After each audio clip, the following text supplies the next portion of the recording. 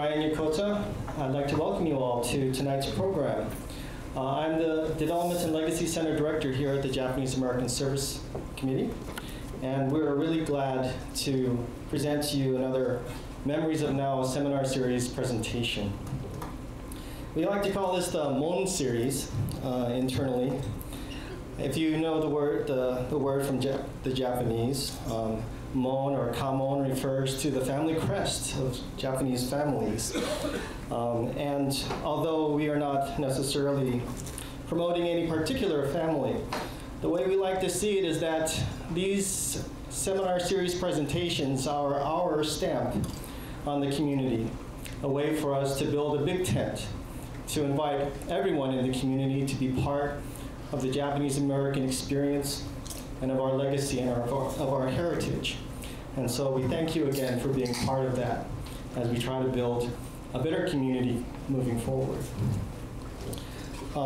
This program and this series of programs that we'll be offering this summer have been graciously made possible in part by a grant from the Illinois Humanities Organization, which had support from the MacArthur Foundation's Safety and Justice Challenge. So we're incredibly thankful to the Illinois Humanities Organization for helping to support us. We also have a number of co-sponsors, which I'll be introducing. But before we get into that, I just want to point out one thing. Hopefully you all received this form on the way in. If you haven't received this form, please make sure to pick up a copy of this form. This is our evaluation form that we are asking you all to fill out as part of attending this program. It helps to provide information back to us on how successful the program was and helps us to better the programs moving forward. There's a website that you can log into on your cell phone, and there's also a QR code if your cell phone has that function to bring you to the website to answer that survey. Right now I'd like to introduce Michael Takata, the CEO of the Japanese American Service Committee, who will tell you all a little bit about the organization. Michael? Thanks, Ryan. Good evening, everybody. I am so thrilled to see a number of very familiar faces, and I'm also very thrilled to see some faces I have not seen before. So I'd like to welcome all of you to the Service Committee.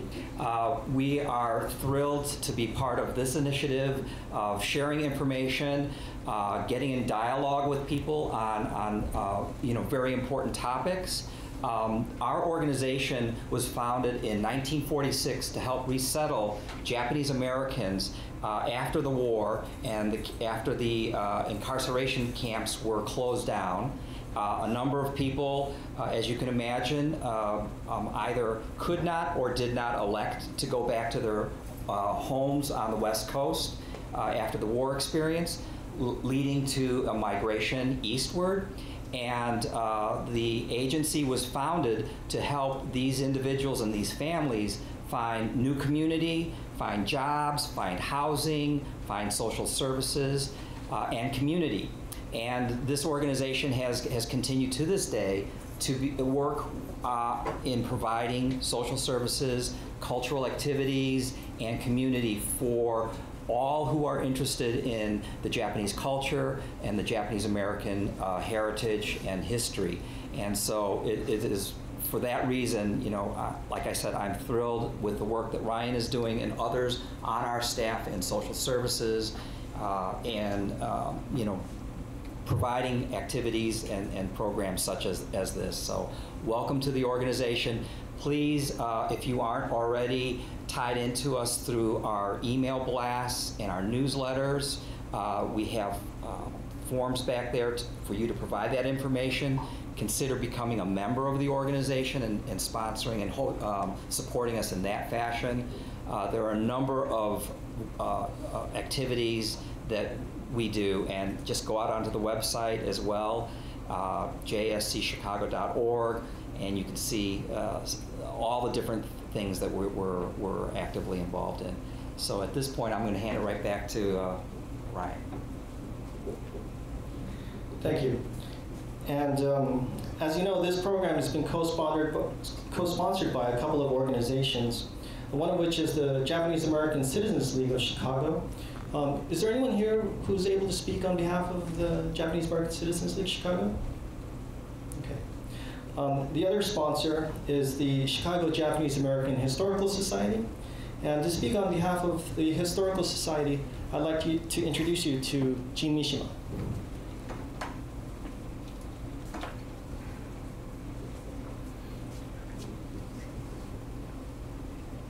Thank you, Ryan. Good evening, everyone. My name is Jean Mishima, president of the Chicago Japanese American Historical Society. We've been around since 1990s, one of the newer organizations. Our main mission is to educate the general public on the civil rights violation and racial profiling of Japanese Americans during World War II.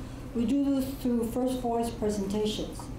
I would like to thank Ryan and the Japanese American Service Committee for including us to be one of the partners in the Memories of Now program. Please enjoy the program and thank you for coming.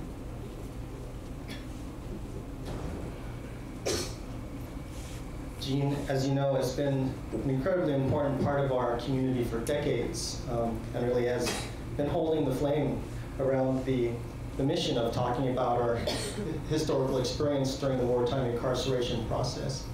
And I'd like to now introduce you to Anna Takata.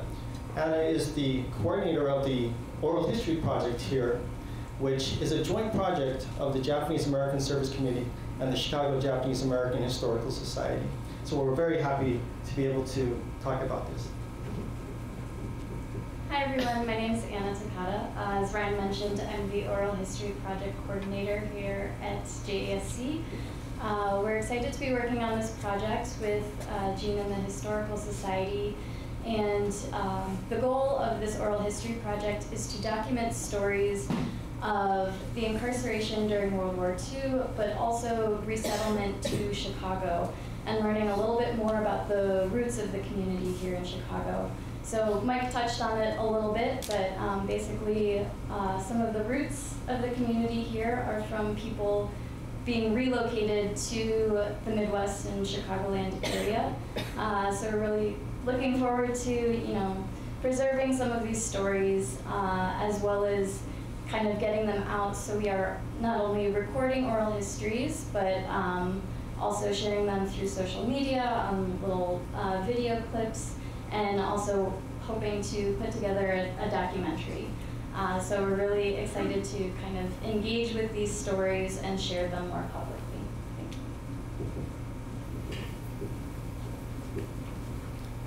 Without any further ado, I'd like to introduce you to a good friend of mine, as well as a fellow former, classmate in the history department at the University of Chicago, where we were both pursuing our PhD. And Sonia Gomez is a historian of the modern United States. Her research and teaching focuses on the intersections of race, gender, and immigration. She earned her PhD in history from the University of Chicago in 2018 and is currently a postdoctoral fellow at the Mahindra Humanities Center at Harvard University. Her book project, Good Wives, Wise Mothers, Race, Gender, and Belonging in the Making of Japanese America, investigates the ways in which marriage, the nuclear family, and female domesticity facilitated Japanese immigration and settlement, and constructed specific roles for Japanese women in the United States. Sonia is the granddaughter of Michiko Ikeda, a Japanese war bride who immigrated to the United States in 1952. Without any further ado, Dr. Sonia Gomez.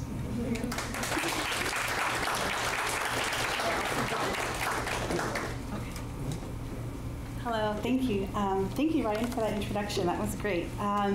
Thank you all for being here. Before I get started, I want to thank the Japanese American Service Committee and all the co-sponsors for having me here tonight to share my research.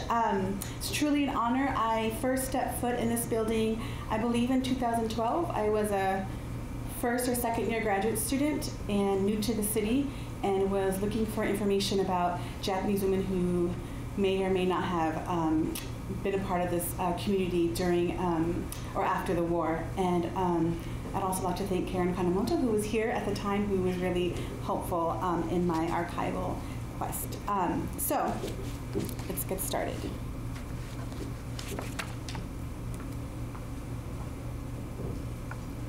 Michiko Ikeda was born in the fall of 1932 in Amagasaki City, Japan, a sprawling suburb just outside Osaka. She was 9 years old when the U.S. entered World War II, and after the attack on Pearl Harbor in December of 1941.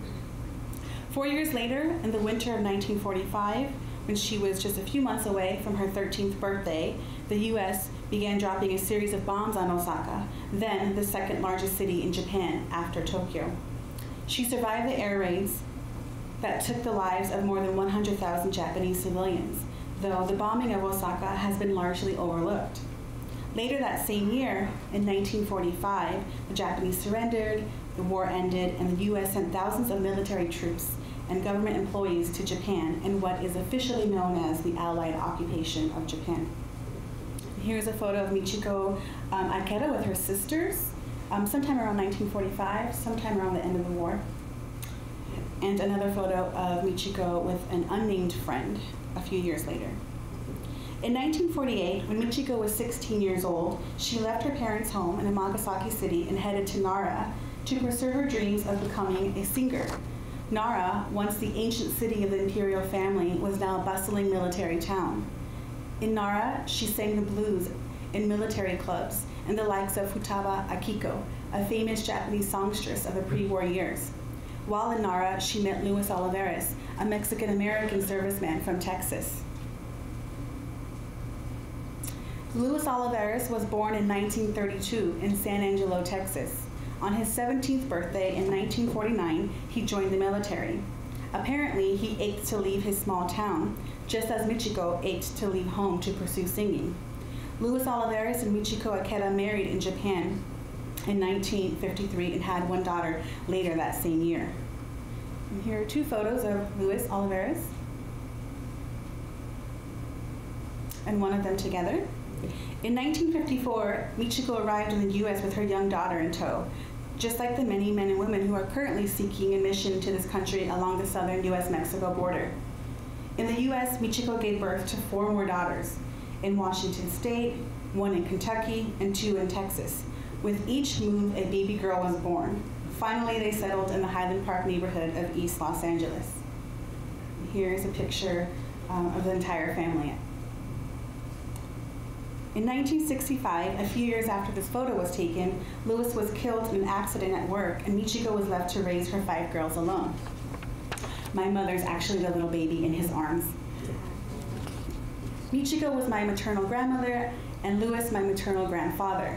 My work as a historian is in many ways an attempt to fully understand the lives of those like them, of their generation, and to pay homage to the legacy they left. As one historian explains, quote, "All historians are looking for their past," end quote. My search for belonging began when I was an undergraduate student at Berkeley, writing a family immigration history for a class I was taking. As I dove into the archive and the historiography, I realized that families like mine were both extraordinary and rather common. My questions led me to the University of Chicago and eventually here at the JASC. During the Allied occupation of Japan, which officially was from 1945 to 1952, and the subsequent Korean War, an estimated 450,000 American servicemen and women served in Japan. During this historic moment, American servicemen and Japanese women engaged in a range of intimate relationships. The briefest took place in brothels that were oftentimes racially segregated, but others engaged in long-term courtships that led to marriage. They met in dance halls, restaurants, and at work for the occupation forces, or sometimes through mutual friends. These men and women came together in natural ways in an otherwise unnatural environment shaped by war, military occupation, and American racial politics. Still, the couples who wished to marry and live in the U.S. had 2 major barriers to contend with. First was marriage restrictions. Though the U.S. military had no official no fraternization policy, unofficially the military prohibited American servicemen from marrying Japanese women. So in order to marry, an American GI had to get permission from his commanding officer, and many times the commanding officer would object, citing U.S. immigration law, which leads me to the second major barrier. As many of you probably already know, between 1924 and 1952, the Japanese were excluded from entering the U.S. per immigration legislation that defined the Japanese as racially undesirable. Despite immigration exclusion laws, the first recorded Japanese war bride entered the U.S. in 1946. Though some estimates say 1947, so it's not exactly clear, but 1946 or 47, soon after the war. Just after, okay, so between 1947 and 1955, nearly 13,000, excuse me. Between 1947 and 1955, nearly 13,000 Japanese women immigrated to the U.S. as wives of American servicemen. The thousands of Japanese war brides who entered the U.S. after World War II shared much in common with the Japanese picture brides who entered in the early 20th century. So many of us who study Japanese American history tend to view the early migration of Japanese picture bride as something that's separate. And so what I do in my research is look at both these migrations in relation to one another. And by doing so, it becomes very apparent that these ideas about the family and about the work of a wife really facilitated immigration of Japanese women. So I'm going to talk a little bit about picture brides. Let's see, between 1908 and 1924, some of this might be, some of you might know a lot of this history, so forgive me. Some of you, this might be the first time you're hearing about it, so I'm giving a kind of quick overview of this history, and I'm happy to answer more questions during the Q&A. Okay, so back to here. Between 1908 and 1924, a large number of Japanese women immigrated to the U.S. as so-called picture brides. These women came to the U.S. to be with their Japanese husbands, men who had immigrated in the years before. In many cases, the husband and wife had never laid eyes on each other. Instead, they corresponded through letters and photographs, hence the term picture brides. Picture bride migration was largely facilitated by the Gentlemen's Agreement of 1908, which was, in short, an agreement made between Japan and the U.S. that restricted immigration of Japanese male laborers, but allowed the migration of Japanese women as wives. So why would the U.S. and Japan agree to restrict men while at the same time allowing women? It's a complicated history, but in short, the agreement was made in response to anti-Japanese agitation on the West Coast. White Americans viewed Japanese men as an economic competition and thus a threat to their livelihood. They also feared that the thousands of single Japanese men living and working along the West Coast would date and eventually marry white women. Therefore, in a bid to maintain diplomatic friendliness, Japan and the U.S. agreed to curtail the influx of Japanese men while allowing women to enter as wives. Yet a series of anti-Japanese legislation ensued, and this is actually a very long, important history, but I'm going to kind of skip over that and go right to 1924, when the U.S. passed the National Origins Act. So the National Origins Act restricted all Japanese people, both men and women, from entering the U.S. Historian May Nye explains the National Origins Act constructed hierarchies of who could and could not enter the U.S. And this hierarchy was based on an arbitrary idea of racial desirability of certain immigrant groups. The 1924 Act was rooted in the belief that quote, the U.S. was and should remain a white nation descended from Europe, end quote. The Act remained in effect until 1952 when the McCarran-Walter Act was passed ending Japanese exclusion, while placing restrictions on other kinds of immigration at the same time. So between 1924 and 1925, it is an era of Japanese exclusion in immigration law. Despite this era of exclusion, after World War II, Congress began to pass a series of acts that eventually allowed Japanese women to enter the U.S. once again. In 1945, the U.S. passed the War Brides Act to, quote, expedite the admission to the U.S. of alien spouses and alien minor children of citizen members of the U.S. Armed Forces, end quote. And so these acts have different names. Sometimes they're referred to as the War Bride Acts, the GI Brides Acts, the Alien Fiancé Acts, but I've kind of condensed them all into War Bride Acts and kind of wanted to show that the different articulations of the act and how they were renewed. So, the 1945 Act explicitly barred spouses deemed racially ineligible, right, which is code for the Japanese. So that meant that under the War Brides Act of 1945, Japanese women were still prohibited from entering the country. But pressured by American servicemen and civil rights groups like the JACL and the ACLU, in 1947, Congress expanded the War Brides Act to include Asian brides of U.S. servicemen. So in 1947, the Alien Brides Act was passed, permitting alien spouses, otherwise deemed racially ineligible, entry to the United States. But the act stipulated that the couples had to marry and apply for immigration to the U.S. within a 30-day time frame, and for many this was impossible. Those who did not meet the deadline would have to wait until August 1950, when the time to marry and apply for immigration was expanded to March 1952. That's the same year that marks the official end of National Origins Act. So in sum, I know this is a lot of immigration legislation to digest, but the point is that you see that there's a slow opening of immigration law to that eventually allow Japanese women to, Asian women to enter as wives. These women were part of a larger trend in U.S. immigration policy that privileged wives during times of racial exclusion. I'm not sure, this is probably, feel free to take pictures of this if you want to have it for reference later.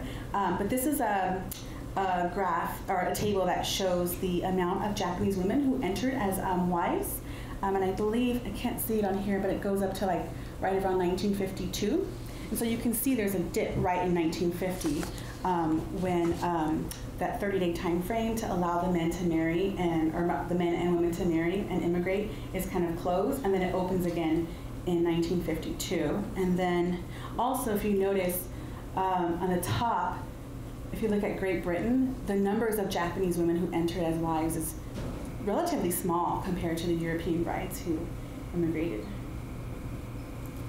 And then this table is specifically looking at Asian women who immigrated as wives to U.S. Servicemen. And you can see in the red box, I highlighted the period from the end of the war until 1950, I believe, or 1955. So you can see the increase in number. And I think this goes all the way up to like the 1970s.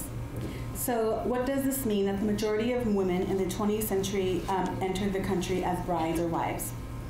This means that marriage served as a primary mode of inclusion for Japanese women.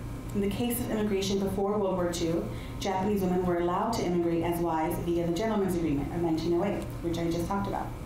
The arrival facilitated the settlement and the emergence of the second generation, Nisei. After World War II, marriage once again served as a mode of inclusion, offering a pathway to citizenship and thus local and national belonging for the thousands of Japanese women who married U.S. servicemen and made homes in America. But what exactly do I mean by marriage served as a mode of inclusion? Though marriage is commonly thought to be a sacred union between two people who love one another, it is also a political and social institution, among many other things, that has the power to shape belonging on a local and national scale, especially for immigrants in America. On a national scale, state-sanctioned marriage weds the couple to one another and also weds them to the state.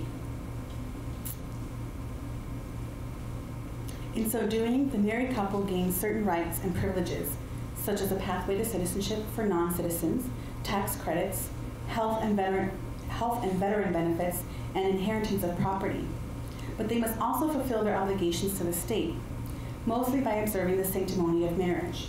Therefore, marriage legitimizes unions, families, and communities while also delegitimizing those that are not state-sanctioned. It has both constructive and deconstructive power, and this power is clearly evident in immigration law and practice. And I have to say that much of the ways in which marriage and ideas of a family facilitated immigration or a pathway to citizenship in the past is changing as we speak. So these modes of incorporation are closing rather quickly.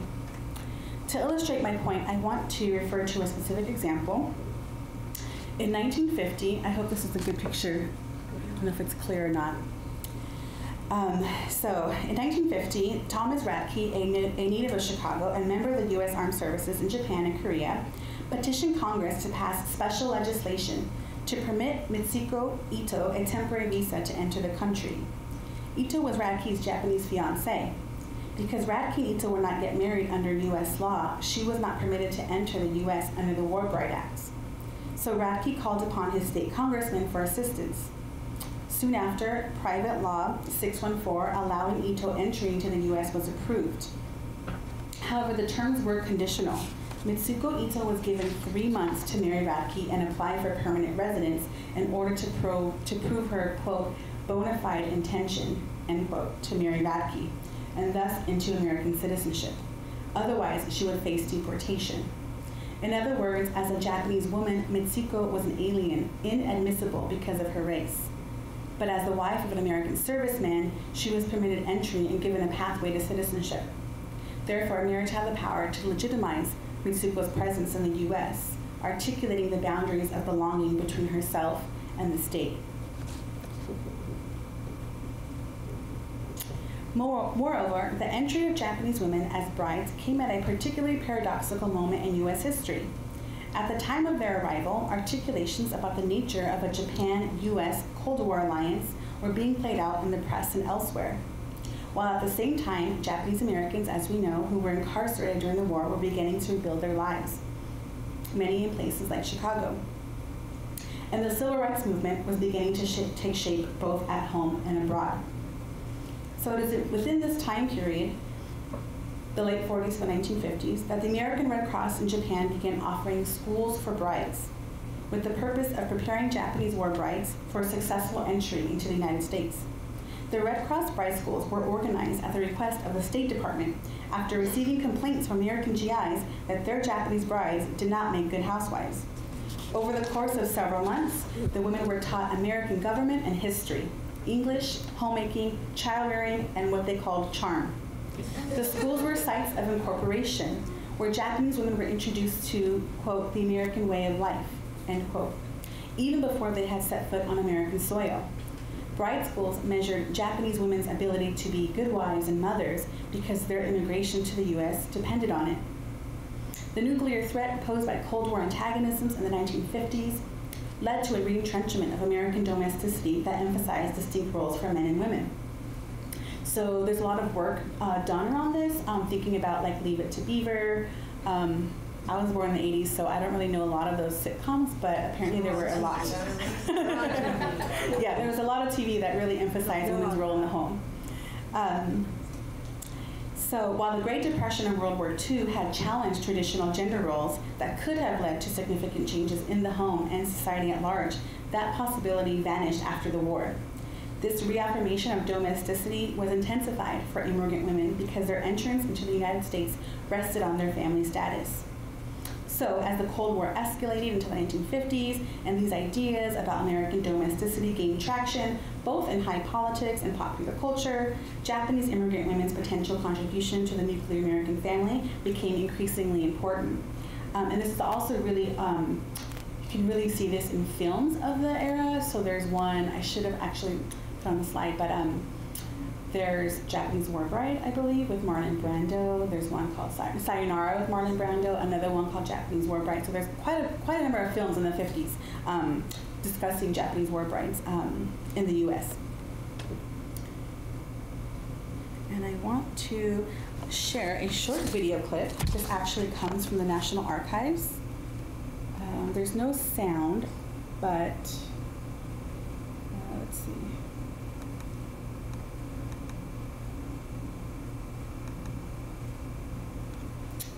See, can you see it? Is it small? Okay. It's just 2 minutes and 13 seconds. So this is of our American Red Cross Bride School in Tokyo, Japan in 1952. I believe it was used internally, meaning not for public viewing. So as you will see, the women are sometimes wearing kimonos, other times they're wearing Western style clothing. Here they're learning how to make a Western style bed and use some sort of kitchen appliance. I don't actually know what it is. If anybody does, I'd be happy to know. I think that's a toaster, but the other one, I wasn't sure what that was. It's a coffee maker. It's a coffee maker. Okay, that's what I thought. Never seen one before like that. They're learning how to bake a pie. I'm sure it's apple pie. Yeah, I believe it is apple pie. And then now they're learning how to swallow a baby.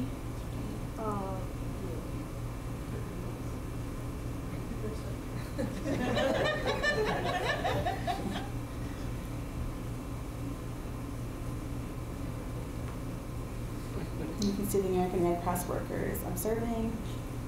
Good job. And my favorite part, they're learning how to apply makeup.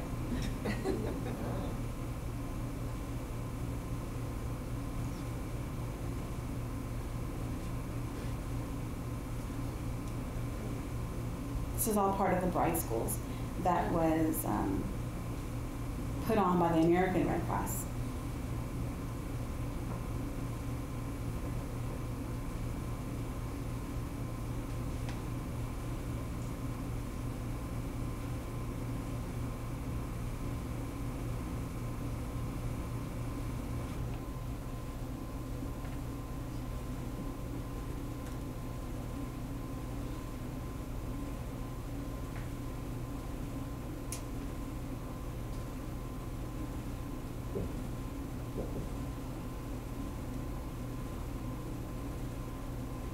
This part is kind of long.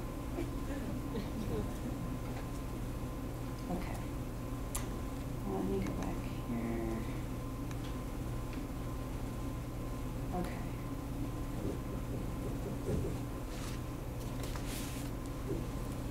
Let's see. Is it up? Yeah. Okay. So what began as a small enterprise run by a few American Red Cross workers in the early 1950s developed into a large-scale effort to groom Japanese women into American wives and mothers. By 1956, the bride schools had developed a robust curriculum that combined lessons on history and geography with childcare and homemaking. But the bride schools were not simply home economics taken abroad. They were part of a deliberate effort to increase American authority overseas. Specifically, the American Red Cross bride schools were part of a network of humanitarian aid organizations that collaborated with the state to extend and strengthen the United States' reach in the aftermath of World War II.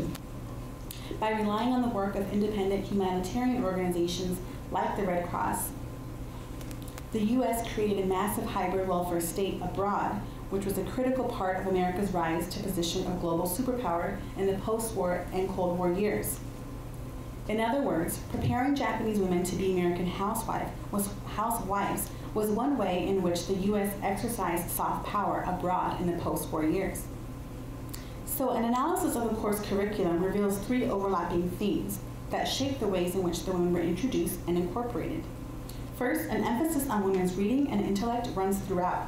In order to be an American housewife, a woman had to possess the intellectual prowess to engage with her husband and influence her children. Equally important, she had to be a good companion to her husband. It reads, quote, "She must take great interest in her husband's work, but never make the mistake of telling him how it should be done." Yes. After all, her primary role in life was being her husband's helpmate. The Japanese American housewife must also be a devoted mother. In her downtime, when she is not caring for her children or attending to her chores, she should read good books and belong to a women's club, of which there are many kinds, to try to further her own education so that she may keep up with her children, end quote. So second, the bride school curriculum emphasized the woman's contribution to America. This term, contribution to America, runs throughout the almost 200-page curriculum guide, meaning the lessons she was taught at the bride school, domestic and intimate labor, were the yardstick by which she was measured. As a Japanese immigrant woman in the post-war period, she had to prove herself worthy.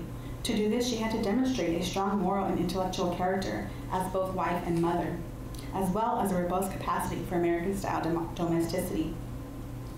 To a great degree, the American Red Cross bride schools were a continuation of the pre-war Japanese state's campaign for respectable womanhood. Good wife, wise mother. Is anybody familiar with this term? Good wife, wise mother? Good wife, wise mother was the phrase used by the rising nationalist state in the pre-war years to shape women's role within the family and the nation. Good wife, wise mother ideology, remember this is a distinctly Japanese ideology in the rise in the years leading up to the war.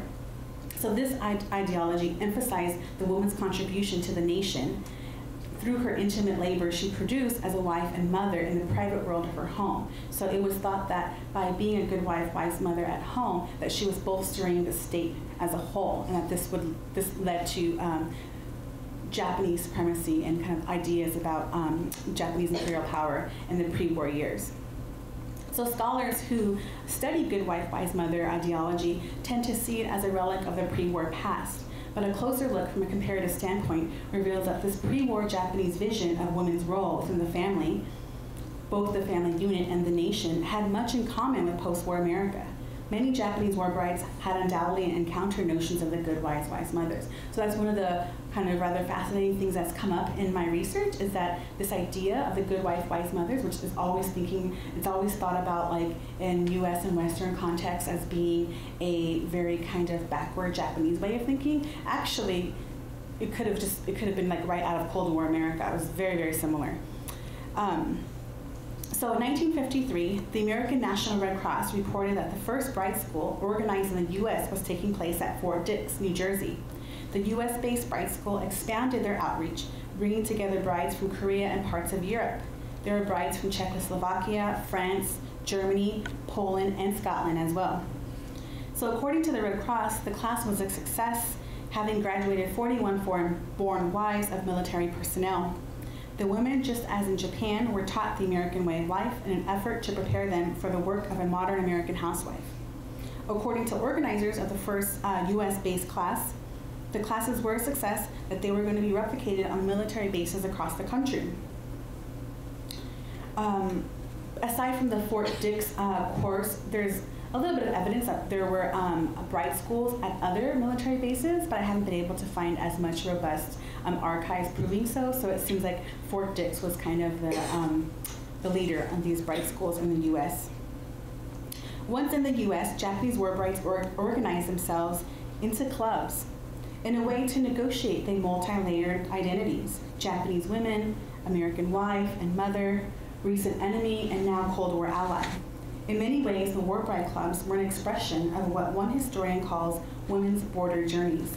That's the idea that immigrant women and their children travel along many borders, not solely in terms of travel, but of internal migration, creating, accommodating, resisting, and transforming the physical and psychological environments of their new lives in the U.S. So like the many immigrant women before them and after them, Japanese war brides traversed many borders, both tangible and abstract. Further, the clubs were reminiscent of their Nisei women's clubs organized in places along the West Coast that Valerie Matsumoto has recently written about.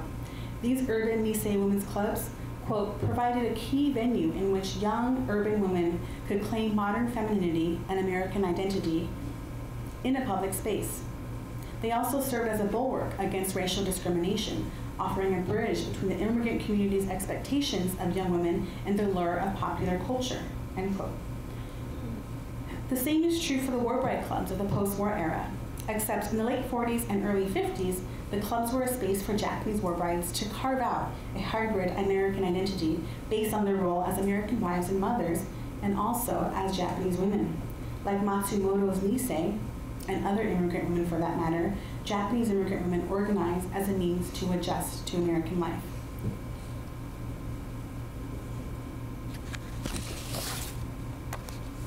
The Japanese War Bride Club of Chicago was founded in the summer of 1950 under the auspices of the Chicago Resettlers Committee.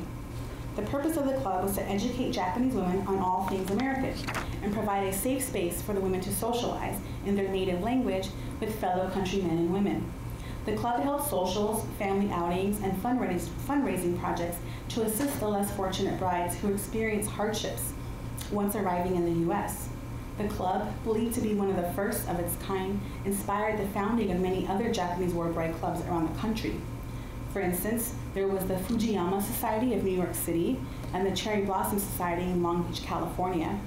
There was also a Japanese war bride club in Albuquerque, New Mexico, and a club called the Fuji Club in Cleveland, Ohio, which had 12 members in 1957.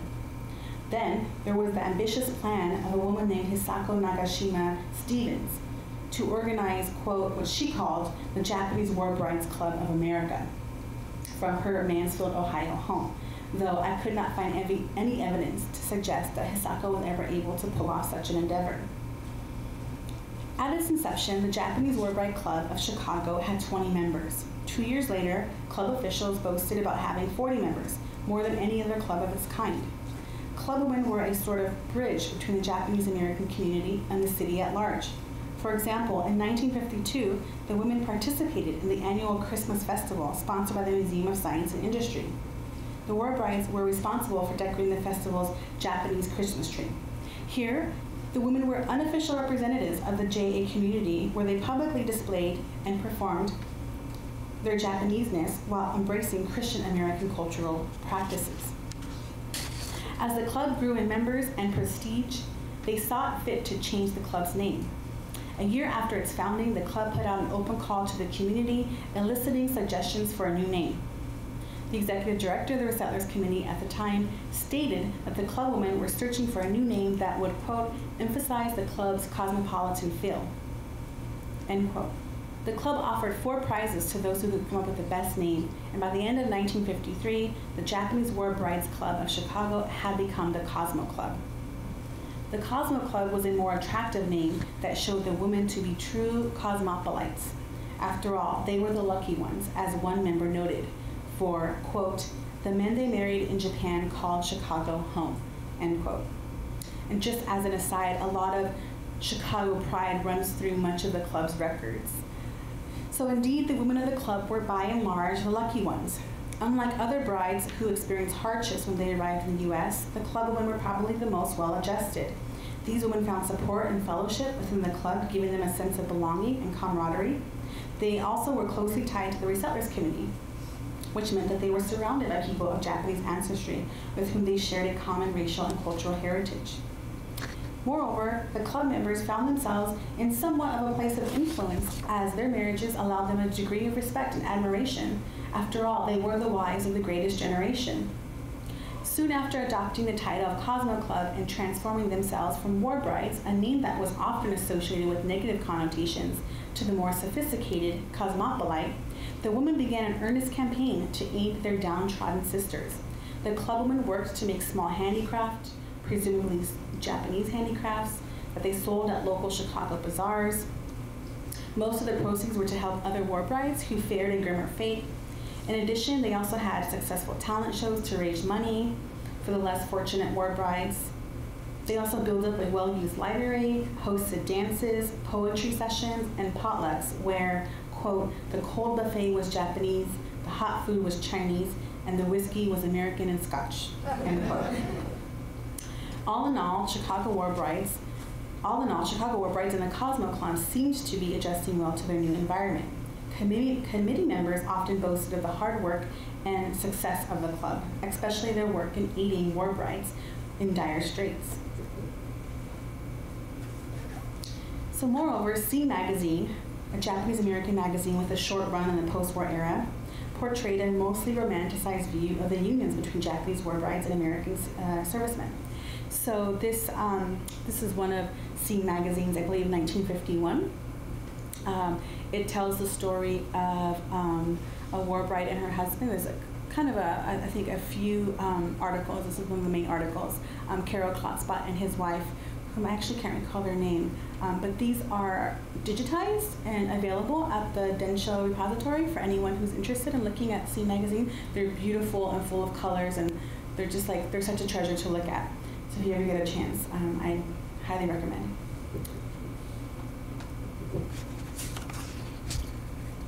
So in 1954, C Magazine published another article on war brides titled, "Are War Brides Happy?" In an effort to address widespread concern that the brides were experiencing hard times in the U.S. The article told readers that despite widespread concern for the women, they were doing just fine, lest they reveal the ambivalent and delicate circumstances of the Japanese in post-war America. One bride told Scene that, quote, she was most happy and America had presented no racial problems to her. Of course, many women did lead happy, fulfilling lives in the U.S. Still, in the article, the writer explicitly de-emphasized the problem of race, writing, quote, the matter of race is in many ways exaggerated. Language has place, but race, it has been elevated to a rank that outstrips the true facts, end quote. The true facts, according to the article, were that Japanese-American unions were far from unique. In fact, they were like any other young marriage in America and faced a similar set of circumstances. Race and language were exaggerations that obscured the very ordinariness of the war bride marriages. Of course, we know now that many of these women faced severe hardships in the U.S., just as many did not. For example, 1 year prior to the Our War Brides Happy article, a young Japanese mother in Chicago was arrested for strangling her young son and then attempting to commit suicide. And this woman was eventually sent back to Japan while her 2 young children were sent to live with her husband's family. When she was interviewed after her arrest, she lamented, "I'm very lonely." She described the differences that she and her in-laws encountered. Quote, all the time they tell me that this is not my baby, that this is my son's baby. They tell me that they'll send me back to Japan and that I don't speak English. And I tell them all the time, I'm very sorry, please teach me, end quote. So in all likelihood, this young wife and mother was attempting Boshu Shinju, the Japanese practice of mother-child suicide. But tragically for her and her family, the inability to express herself in English and then her husband's departure, her husband had been away serving in Korea at the time, and the bullying from her in-laws made her desperate. She once again tried to commit suicide while in a holding cell in Cook County Jail. During her trial, the press regularly commented on her demeanor and small frame, noting she was 4'10" and all of 89 pounds. Yet she remained remorseful and stoic during the whole ordeal. This tragic story reveals the many pressures Japanese war brides faced in America. Yet it is one extreme example of many difficulties Japanese women encountered in the U.S., despite the media coverage that showed otherwise.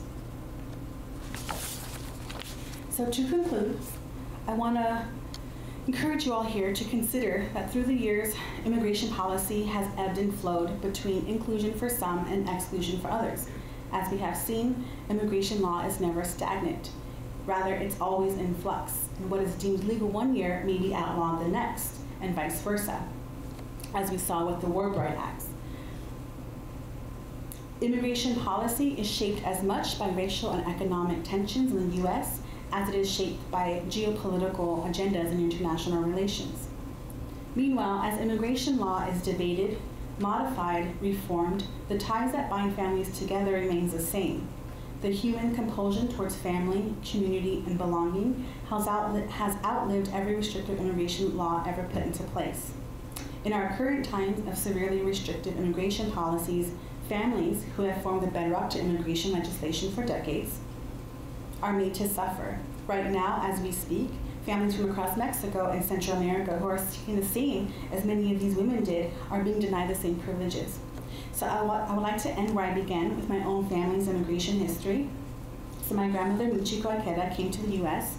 to be with the one she loved and for the chance to have a better life for herself and children, both born and unborn. All migration patterns to the U.S. are interconnected, as we have seen with the picture brides and war brides. Some connections are more obvious than others. The women we are gathered here today to learn about share a common thread with the women who came before them and those that will come after. Before I go, I wanted to share with you a list of resources if you're interested in learning more. The first is an oral history archive that's available online. Catherine Tolbert, who herself is a daughter of a war bride, has been traveling the country collecting oral histories from women themselves. And, she has a few oral histories of husbands and a number of interviews from children. It's also a treasure, so I highly recommend you take a visit. The second is a documentary put together by Nikki Crawford herself, daughter of a Japanese war bride, and it's available on Vimeo. and it explains a lot of the background information to the war bride migration, and uses mostly first-person narrative. So that's also a treasure and something that I highly recommend. And then there's a book coming out next year by Frederick Cloyd that talks about his experience as the son of a Japanese war bride and Black African American GI. And then the last is another documentary by Catherine Tolbert and two other women who, again, are all daughters of war brides, who put together a really lovely documentary. And that one's also available on Vimeo. So I highly recommend you check these out. Feel free to take pictures. Thank you very much.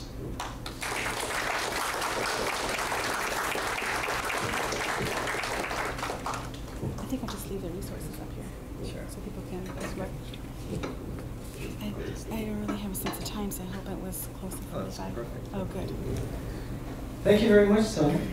Please stay up here. Oh, okay.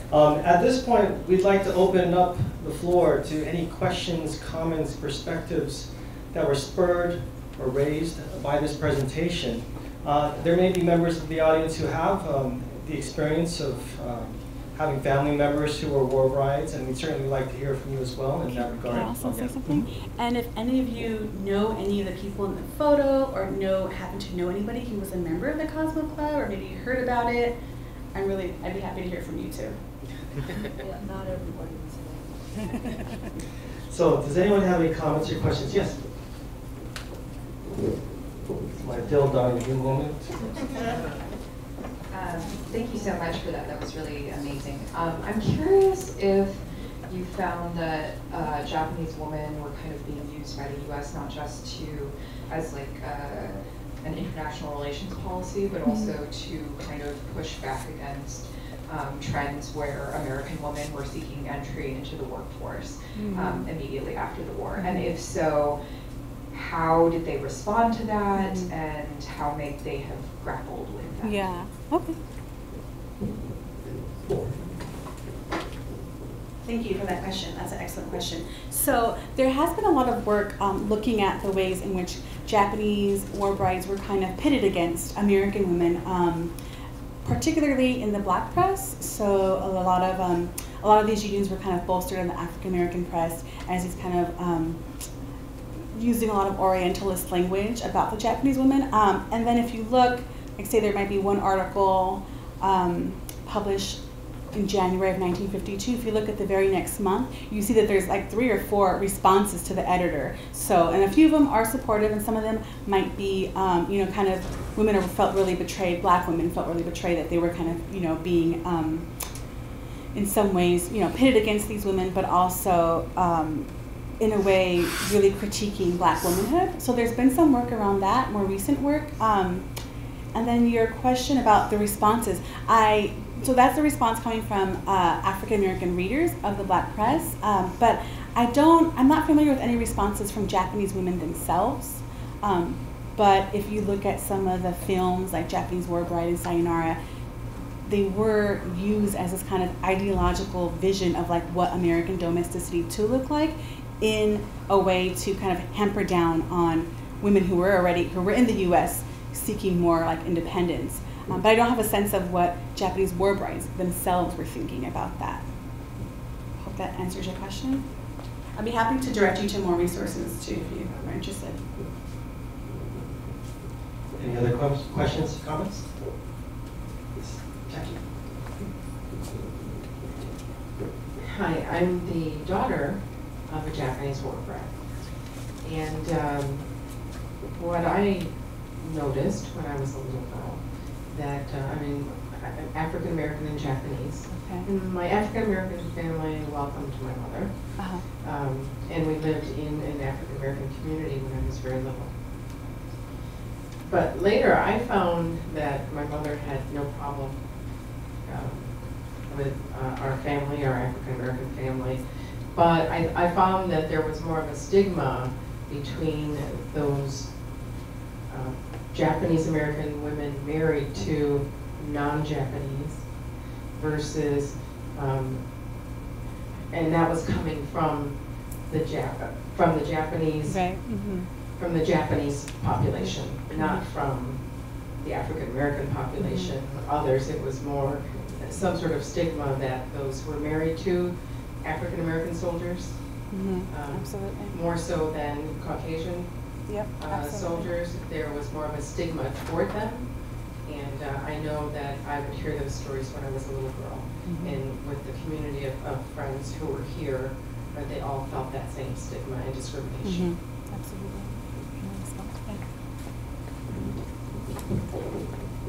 So, again, thank you for that great question or comment. First, before I forget, kind of have a side project. I'm thinking about like mixed race, non-white Japanese identity. So I'd love to talk to you afterwards about that. But yeah, so one of the chapters in my book explicitly talks about Japanese women who married black GIs. So there's a lot of evidence that there was, one, a stigma against Japanese war brides because they were associated and thought to have been prostitutes, right?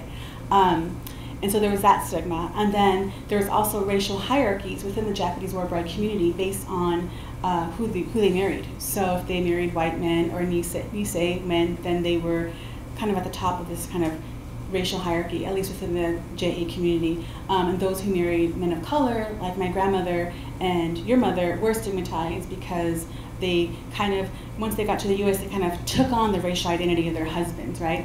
And there was also a hierarchy based on what rank your husband was in the military. So if he was a high-ranking official, then the woman was kind of bolstered up and had this like high-ranking status. So there was all these sorts of hierarchies within the Japanese war bride communities themselves. And in my research, a lot of these Japanese war bride clubs, I haven't been able to find out the exact racial status of each husband, but from what I've seen, a lot of the women who married men of color were excluded from these clubs. These are predominantly women who married Nisei men and married white men. So,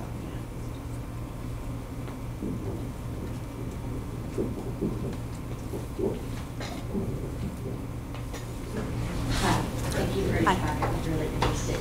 As you were talking, I can't help but think about what's taking place in the world right now. And it makes me think about this quote that I pulled up just to make sure I got it right, that those who do not learn history are doomed to repeat it. I just wondered if you would like to share your thoughts about what we see happening now and how it parlays with your research and everything, because it kind of seems like a contradiction, doesn't it? We're not learning from our past, and now we see what's happening. I just wondered your thoughts on that. Yeah, absolutely. Huh? Oh yeah, sure. Okay. So my thoughts on that. I mean, yes, I agree that we are. Oh. I think it's just faster. Okay. So as you can imagine, as a historian who studies immigration history, it's incredibly frustrating and disheartening at the moment to see how things are repeating itself. And I think that's why programs like this are so important, to kind of educate the general public about what immigration history looked like in the past and the wrongs of the past, so that we don't repeat them in the future. That's all I can say about that right now, because we are being filmed. But but yeah, it's frustrating as a historian to see those same mistakes, quite frankly, mistakes, as most historians see them being repeated.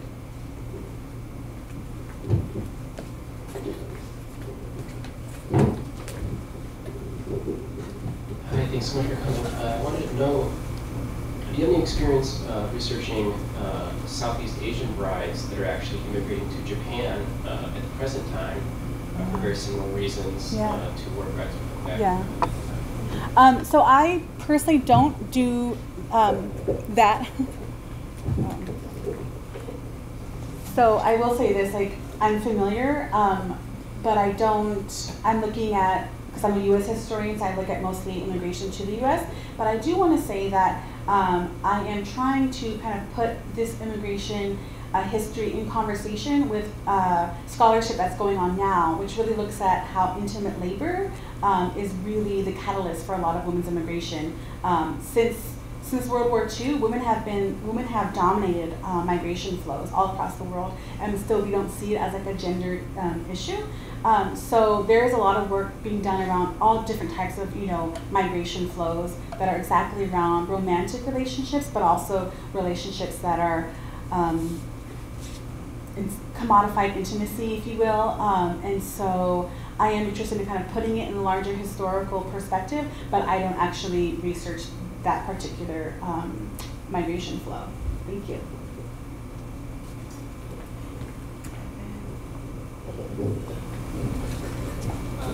Yeah, thank you so much for your presentation, and I really appreciate the way in which you talked about the agency and the kind of perspective and the subjectivity of these women who you are talking about their narratives and their experiences. I guess I remember the chart where you kind of have the folks who come in from Japan, and then you have the folks from other Asian countries, and wondering if there's comparative work that has been done that you've done or that you've seen looking across the different experiences, and if one community perhaps like talked to another or formed experiences with another. For my own family, people come from Vietnam, and you know their experiences wearing U.S. military soldiers. So just wondering if you looked at that or. So there is a lot of work done around these different migration flows. So if you look from, let's say, 55 on, the number kind of increases in Japan, and that's directly related to the U.S. military presence in Okinawa.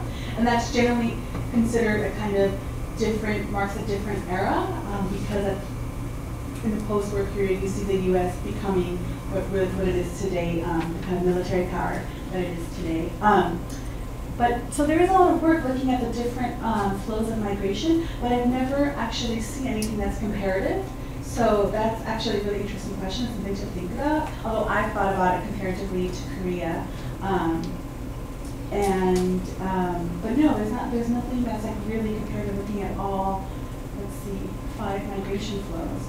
But that's something for future work. Thank you.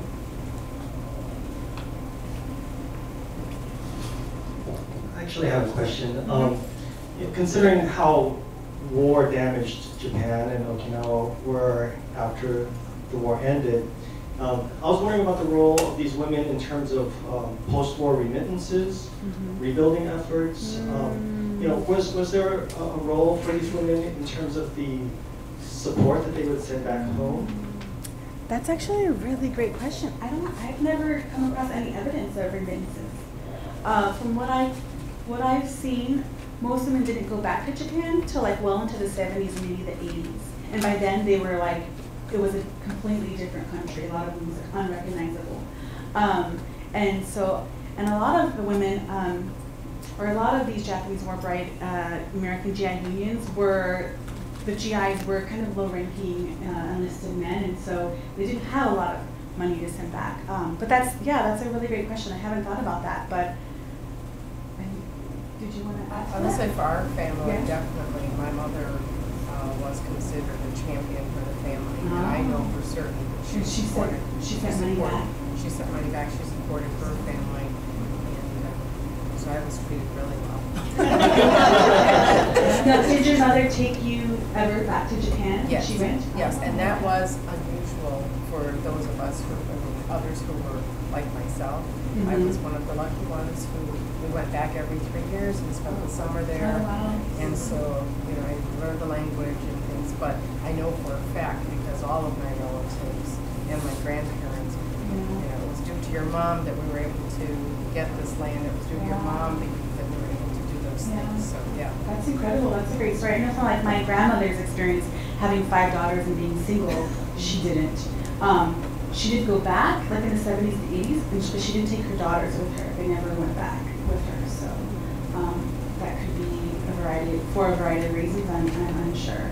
There's also a lot of hostility between her and her father, who was really upset when she left. So that's another kind of issue, like family tension for a lot of families that were really upset and disappointed when a married American man, former, you know, very recent enemy, and in some cases even if he's a man of color, that kind of complicated things.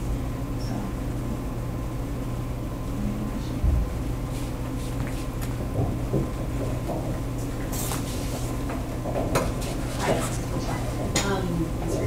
I'm just curious what the divorce rate was for the war brides compared to the general population.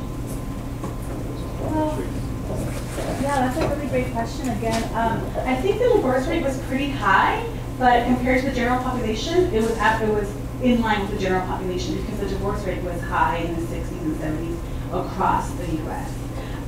So there's no evidence to suggest that the divorce rate was particularly high for Japanese war brides, but that it was part of a larger kind of phenomenon in U.S. history. Although if you look, there's a lot of stuff that decries a lot of the divorce rates as kind of using that as evidence of why these unions shouldn't have existed, right? But again, if you look, that's kind of false news.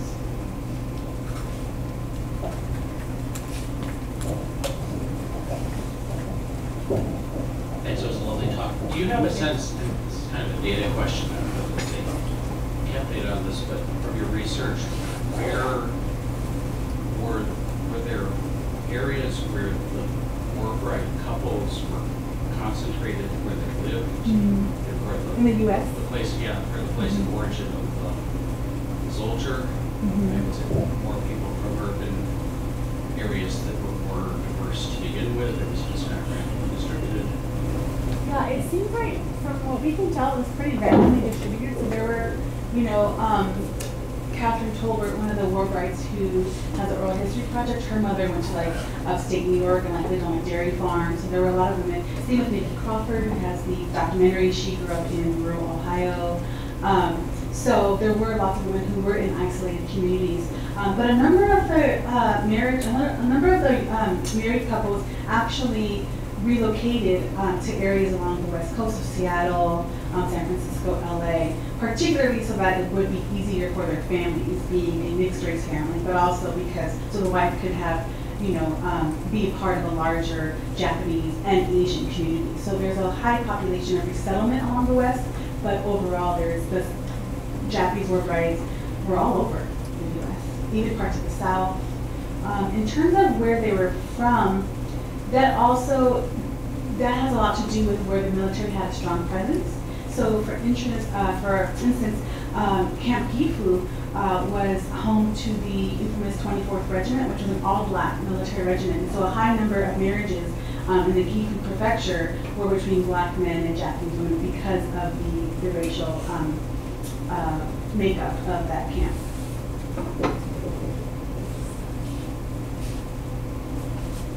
Any other questions?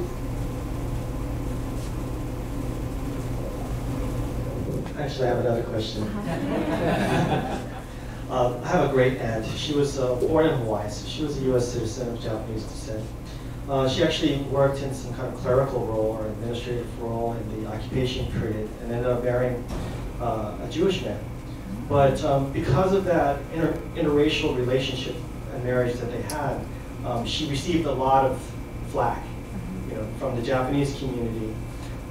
And so much so that it kind of soured her view of the Japanese community. She felt that they were very insular, very racist, in terms of the way that they treated her because of her choices.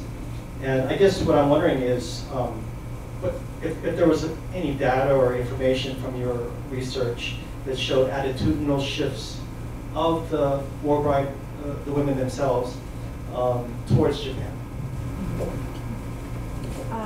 Attitudinal shifts, how the Japanese war bride viewed Japan? Right, yeah. This is actually this is a really interesting question, something that I'm grappling with right now because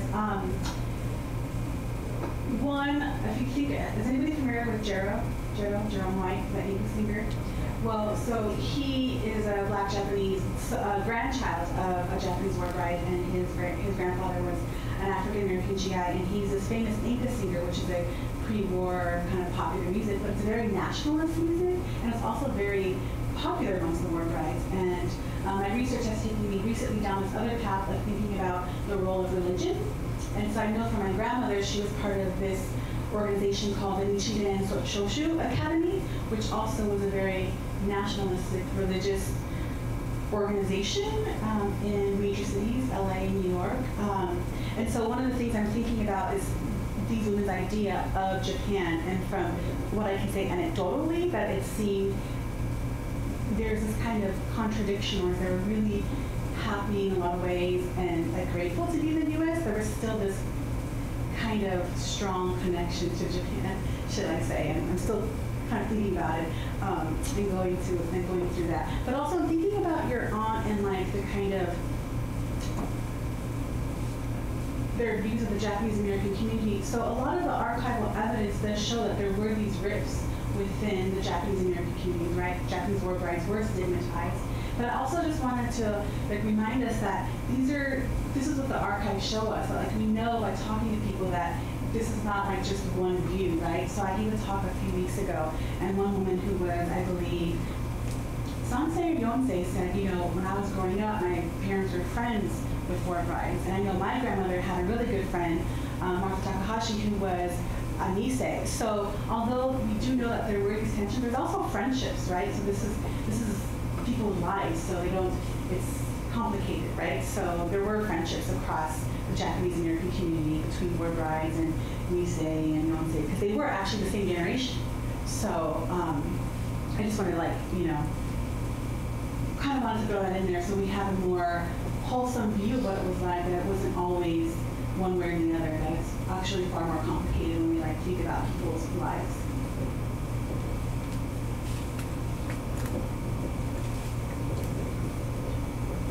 It's kind of personal. You may not want to talk about it, but I'm just wondering. I mean, your mom was kind of a army brat moving around, but did she share ties with what would have been called the Chicano community, or her husband's community at large? Yeah, that's so funny. I never thought of my mother as an army brat. I think my family's history is a little not different, but kind of a tragic history because my grandfather died so young. So my mother and her sisters were raised by a single woman who worked 2 to 3 jobs and was really not around. So they kind of raised themselves because she was working a lot. So they didn't, so that's why I never really considered them a military brat. But yeah, they grew up in predominantly Mexican American communities, and my family, my mother and her sisters grew up eating Tex-Mex Mexican food because my grandfather, as you know, was from Texas, but also Japanese food. So interesting mix of things that we grew up eating that I also now eat for my children. So, but my grandmother had learned how to cook Mexican food, Tex-Mex style, from her in-laws when they were in Texas for a few years before they moved to East LA.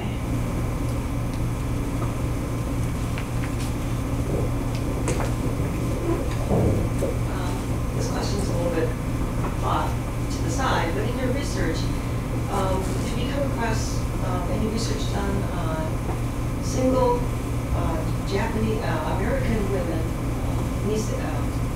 American women of Japanese descent who were in the relocation camps that went to Japan after the war because their parents repatriated and then came back during around the same period that these war brides were there because they were there in occupation? Yeah, I personally, actually, there's somebody at the University of Chicago, also another one of our classmates, who looks at something very similar. So I think she looks at the Japanese who left and then came back as brides. She also looks at the Japanese who were in Japan at the time of war and then were conscripted to the military as women, but then someone who married Nisei men. It's kind of confusing, but I'd be happy to refer you to her work. I think her stuff might be helpful in kind of thinking about what you're thinking about, but I personally have not.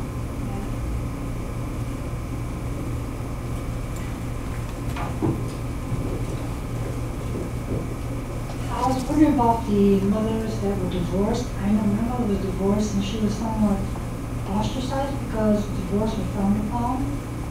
She was a key base. I was wondering how these war brides that were divorced, did they return to Japan, stay here? So they had somewhat 2 strikes against them. And how did they survive if they were here? And if they went back to Japan, they probably weren't treated very well either. That's a really interesting point. That's a larger point that I make in my book project, is thinking about the idea of marriage, right? Which I talked about how it both creates belonging but also ostracizes people. And it's very, very important in the Japanese American history, this idea of marriage and the family. And so one of my chapters looks at Issei bachelors who didn't marry and never had children and how they were hyper marginalized, right? And so this also would relate to your mother's history of being divorced and kind of stigmatized in the JA community for that divorce because the family and marriage was so important. So did they go back to Japan? And then there were a number of cases of women going back to Japan. There was a really famous case, and I can't think of the name, but supposedly it's the first Japanese war bride marriage to have occurred after the war, and she was a popular actress in Japan who married a Nisei serviceman, and they divorced and she went back. There were no children involved. I think once children were involved, and once there were American-born children, most women tended to stay no matter what. My grandmother did, because she had 5 children. Here, U.S.-born also, perhaps because they were not full Japanese, maybe one of the reasons why she didn't want to go back to Japan. She felt they had a better kind of go at it here. So, yeah. Especially mixed children. Yeah. Very effective in Japan, they have a yeah.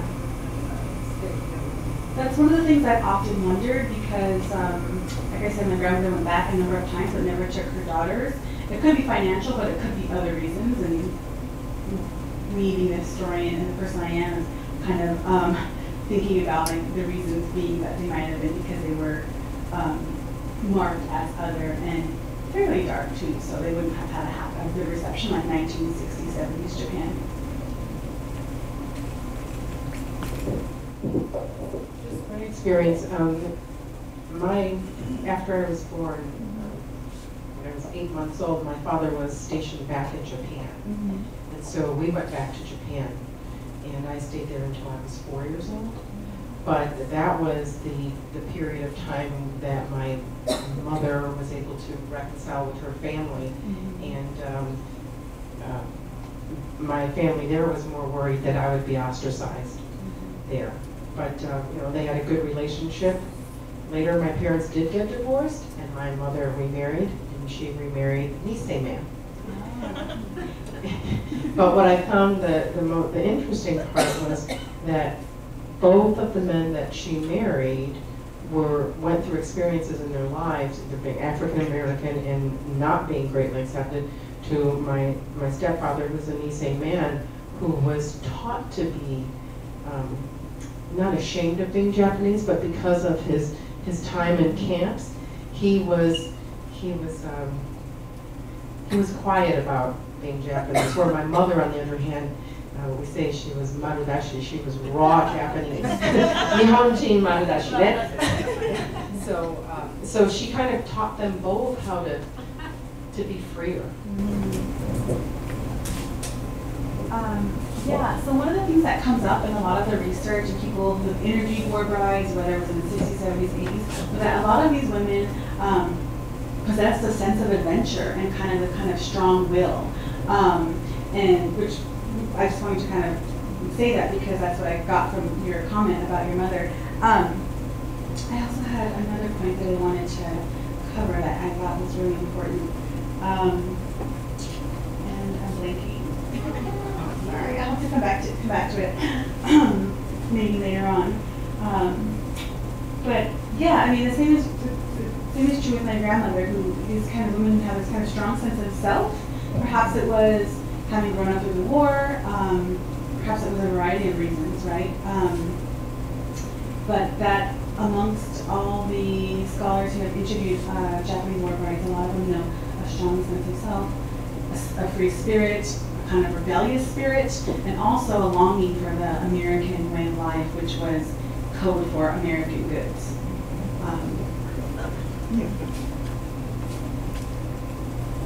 We can only maybe take a few more questions, so if you raise your hands if you have a question. Okay, maybe a last question. No pressure. I had one question to go with what you were blanking on and wondered is there, I know that when there was divorce, oftentimes the woman who came from Japan or wherever left the home, but the kids stayed with the husband because that was the tradition. And I wondered if you looked into that at all. I mean, if that was a premise why women did return back to their country but stayed, even though the children stayed with the dad. Wondered about that. And then the other thing I wanted to squeeze in is the curriculum for the Bright schools. And this could be on it, you could direct me to somewhere, but who got to be the boss of what these women learned and decided this is the American way, because all of the women in the school were intelligent women and already had a sense of, and being told how to swaddle a baby, I would be a little mad, because I know how to do it. I don't know how to do that, but wondered what the kickback was of these curriculums and the religion behind it, or the Salvation Army, or that seems to be a hard pill to swallow if I were made to go through the school, but I'm a rebel, so. So 2 questions I squeezed in, sorry. So your first question, you're talking about women who were in the U.S. and then divorced and left, went back to Japan and left their children with. So this is just through a friend of a friend, but it's what I know is that they were married. She was from Korea, and when the tradition is that when the divorce happens, the women leave the household and the children stay in the man's, with the household and where it is, so that they can be raised because that's where the money is. And that type of thing. So is that a common thing? No, out of all the stories that I've come across in the past 7 or 8 years, the only story where a mother left her children was the woman who killed her baby and tried to commit suicide, and she was forced. She was deported back to Japan, and her children were given to her in-laws to be raised by the in-laws because her husband was serving in Korea. That's the only story out of all the stories I've read, and all the little anecdotes I've come across where the woman left the children behind. It was a sacrifice. The woman sacrificing so that she could take care of the way that they could. And so the Bright School, I was just curious. Oh yeah, and the other part, who in Japan, or also in the U.S., a lot of the women who are working for the American Red Cross, or those who were part of the organizing of these Bright Schools, were actually the white wives of high-ranking military men. So like in Japan, a lot of the women, some were American Red Cross Bright workers, but a lot of them were also the wives of high-ranking officials. In some cases, also women who were part of the Women's Auxiliary Corps, WACS. So these were all predominantly white American women who were deciding what needed to be taught and how. And ironically, in Nina Kokari, who's a professor at the University of Hawaii, talks about in one of her books, it's really interesting that some of the women who were kind of part of this kind of training of Japanese women were themselves single and pushing up against the U.S. imposition on women should marry and be in the home. So they weren't living it in their personal lives, but they were pushing it onto the Japanese women. So that's been another interesting twist.